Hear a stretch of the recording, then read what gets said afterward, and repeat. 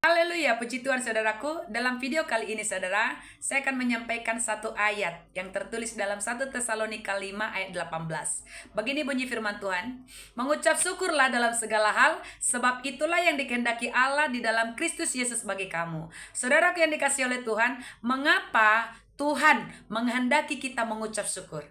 Mengapa saudaraku? Dalam segala hal, entah itu lagi keadaannya bagus atau tidak, atau keadaannya lagi sakit atau tidak, atau keadaannya lagi sulit, lagi susah, atau lagi buruk. Pokoknya Tuhan kehendaki kita mengucap syukur dalam segala hal. Dalam segala situasi, keadaan apapun itu, seperti apapun itu, Tuhan menghendaki kita mengucap syukur.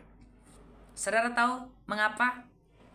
Karena kalau di alam roh, ketika kita mengucap syukur saudaraku, maka iblis tidak akan pernah mampan menyentuh engkau. Iblis tidak akan pernah mampan saudaraku untuk menjamah engkau kalau bukan seizin Tuhan.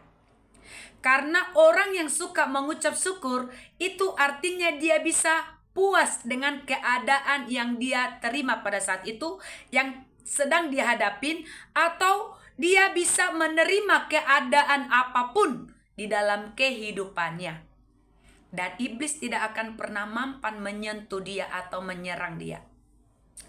Tapi kalau sebaliknya yang kita lakukan di dalam hidup kita, kita suka menyalahkan keadaan, kita suka menyalahkan orang lain, kita suka menyalahkan situasi yang kita hadapin, maka itu akan membuat kita gampang dijamah, disentuh oleh iblis. Ini berbicara di alam roh saudara. Ya, orang yang suka menyalahkan keadaan, iblisnya senang. Orang yang suka menyalahkan situasi, iblisnya sangat senang mendengarkan hal itu. Itu makanya dibilang, ya, mengucap syukurlah dalam segala hal, ya, sebab itulah yang dikehendaki Allah di dalam Kristus Yesus bagi kamu.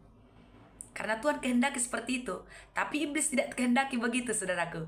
Kebalikannya, dia suka kita menyalahkan Tuhan, dia suka kita menyalahkan orang lain, dia suka kita menyalahkan suami, dia suka kita menyalahkan istri, dia suka kita menyalahkan mertua, orang tua, anak, orang lain, pemimpin kita di kerjaan kita, teman-teman kita. Dia suka kita menyalahkannya atas apa yang menimpa kita. Dan ketika kita sudah mulai menyalahkan orang lain, bahkan bukan cuma menyalahkan, kita malah kepahitan, benci, kita marah, kecewa kepada mereka, disitulah iblis gampang sekali menyentuhmu. Gampang sekali. Bukan hanya dia menyentuh, tapi penyakit juga bisa berdatangan. Solusi untuk masalah persoalanmu juga tidak akan kunjung-kunjung selesai. Yang ada akan memperbesar masalah. Situasinya, keadaannya bukan semakin tenang, tapi semakin bisa dibilang berantakan. Ya. Maka kalau saudara-saudariku sudah mendengarkan ini mengapa kita disuruh untuk mengucap syukur dalam segala hal, supaya tetap tenang, supaya tetap saudaraku dalam hidup kita itu kita bisa mengalami damai, sukacita. Karena iblis ya suka mengambil, mencuri damai, sukacita kita.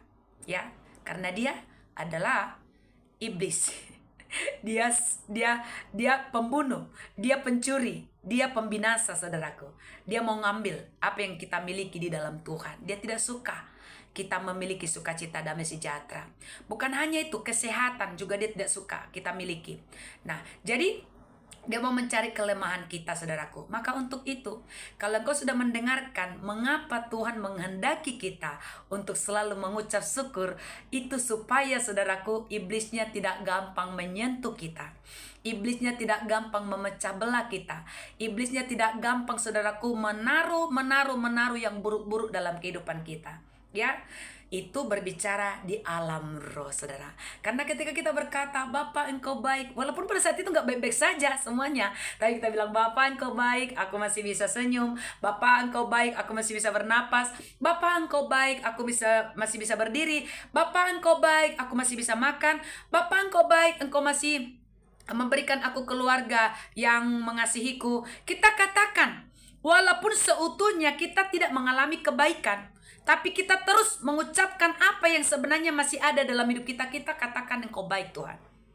Terima kasih Tuhan. Dan kata-kata ini yang paling tidak disukai oleh iblis keluar dari kita. Bagaimana kita bisa mengucap syukur? Perkataan terima kasih Tuhan. Iblis tidak suka saudara. Tidak suka. Terima kasih Tuhan. Karena bentuk ucapan syukur pasti kita berterima kasih. Engkau luar biasa. Iblis tidak suka.